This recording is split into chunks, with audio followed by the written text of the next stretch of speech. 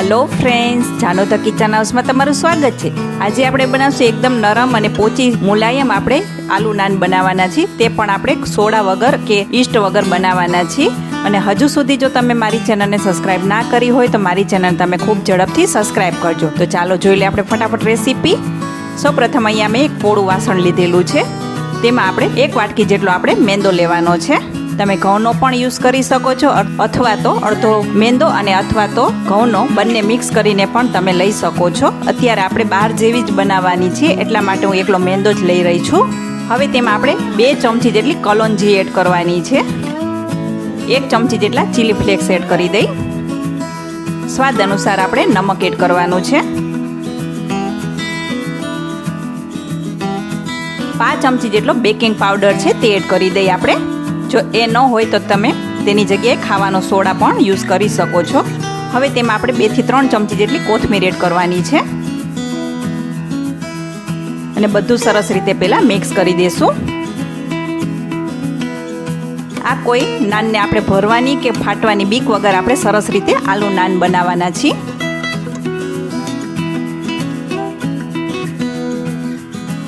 हवे तेमां आपणे 2 चमची जेटલું ચોખ્ખું ઘી એડ કરવાનું છે।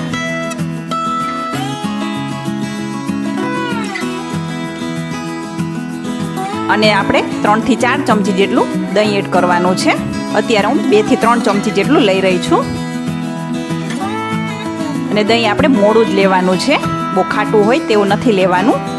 હવે બધું પહેલા સરસ રીતે મિક્સ કરી દેશું। હવે તેમાં આપણે અહીંયા મેં 2 નંગ બાફેલા બટેકા લીધેલા છે અને તેને મેં આવી રીતના ગ્રેનેડ કરેલા છે, તે આપણે એડ કરી દેશું। હવે અહીંયા આપણે પાણીનો જરા પણ ઉપયોગ નથી કરવાનો અને પહેલા બધું સરસ રીતે મિક્સ કરી દેશું।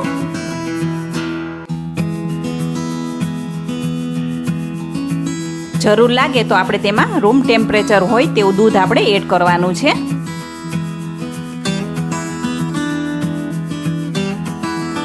અહીંયા મેં અત્યારે અડધી વાટકી જેટલું દૂધ લીધેલું છે તે આપણે તેમાં એડ કરી દઈ।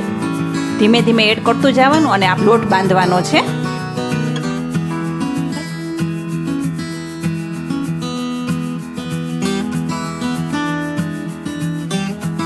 તમે જોઈ શકો છો બધું સરસ રીતે મિક્સ થતું જાય છે અને લોટ પણ સરસ રીતે બંધાતો જાય છે।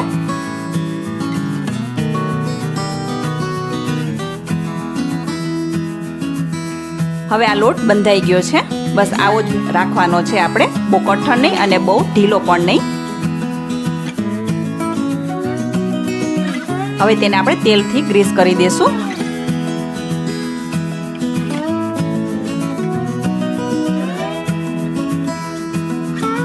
હા, તમને ફરી યાદ દેવડાવી દઉં, તમને મારો વિડીયો અને મારી રેસીપી કેવી લાગે છે તે કોમેન્ટ બોક્સમાં જરૂરથી જણાવજો।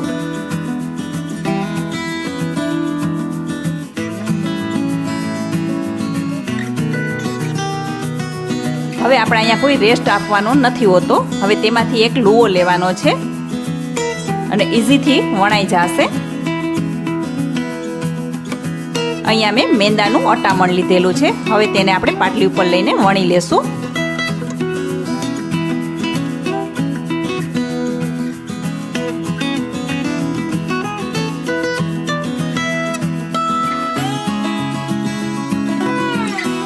બસ આવી થિકનેસ રાખવાની છે, એકદમ ઇઝીથી વણાઈ જશે। તમે જોઈ શકો છો એકદમ સરસ મજાની વણાઈ ગઈ છે। હવે તેને આપણે એક પ્લેટમાં લઈ લેશું। તમે અત્યારે બધી વણીને પણ રાખી શકો છો। હવે અહીંયા મેં એક લોઢી મૂકેલી છે, જે રોટલી કરવાની હોય તે જ રેગ્યુલર લોઢી લીધેલી છે। હવે તેમાં આપણે તેને શેકી લેવાની છે। અને આજની આ રેસીપી કેવી લાગી તે પણ તમે કોમેન્ટ બોક્સમાં જરૂરથી જણાવજો।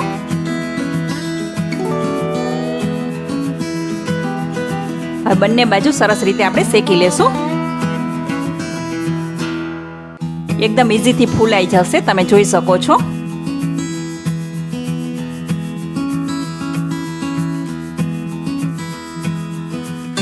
આ નાનને આપણે 1 થી 2 કલાક સુધી એકદમ સોફ્ટ જ રહેશે। હવે તેને આપણે એક પ્લેટમાં લઈ લેશું। તેવી રીતે બધી નાનને આપણે શેકી લેવાની છે। હવે આપણે એક નાનો એવો તડકો લગાવવાનો છે। એક વઘારિયામાં આપણે 1 ચમચી જેટલું બટર એડ કરવાનું છે।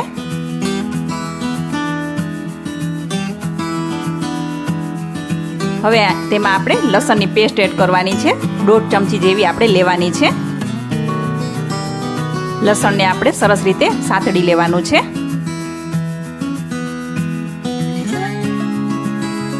હવે તેમાં આપણે 1 ચમચી જેટલી કોથમીર એડ કરી દઈ અને ગેસ આપણે બંધ કરી દઈશું.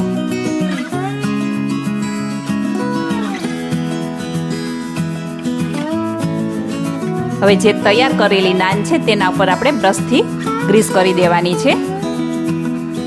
એકદમ ગાર્લિક નાન તૈયાર થશે. હવે તેને આપણે સર્વિંગ પ્લેટમાં જ લઈ લેશું. તમે જોઈ શકો છો એકદમ સરસ મજાની નાન તૈયાર થઈ ગઈ છે. હોટલ કરતાં પણ સરસ મજાની એકદમ પોચી મુલાયમ આલુ નાન તૈયાર થઈ ગઈ છે અને ઘરે પણ ઇઝીથી બની જશે. તો કેવી લાગી આજની મારી આ રેસીપી? તમે જરૂરથી લાઇક, શેર ઓર સબસ્ક્રાઈબ કરજો અને મને કોમેન્ટ પણ કરજો. ફરી મળીશું અવનવી રેસીપી સાથે. ત્યાં સુધી આવજો.